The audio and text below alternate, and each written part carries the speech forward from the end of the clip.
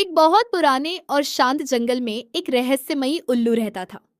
उसका नाम था अर्जुन। जंगल के सभी जानवर कहते थे कि अर्जुन के पास एक अनोखी ताकत है। वह कुछ पलों के लिए समय को रोक सकता है। लेकिन हैरानी की बात यह थी कि अर्जुन कभी भी अपनी इस ताकत का इस्तेमाल नहीं करता था।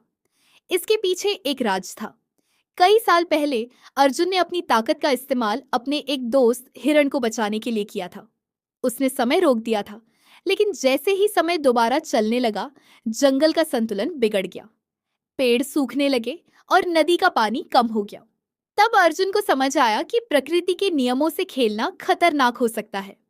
उस दिन के बाद उसने कसम खाई कि वह अपनी ताकत का इस्तेमाल कभी नहीं करेगा।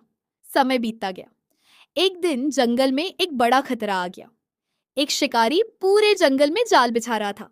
कई जानवर उन जालों में फंस गए। जंगल में डर और अफरा तफरी फैल गई। सभी जानवर अर्जुन के पास पहुंचे और उससे मदद मांगी।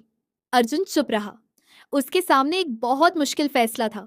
अगर वह अपनी ताकत का इस्तेमाल करता तो फिर से वही नुकसान हो सकता था, और अगर नहीं करता तो उसके दोस्त खतरे में पड़ सकते थे। कुछ पल सोचने के बाद अर्जुन ने आसमान की ओर देखा और धीरे से कहा, इस बार मैं अपनी ताकत का इस्तेमाल सही काम के लिए करूंगा। अचानक समय रुक गया। हवा थम गई।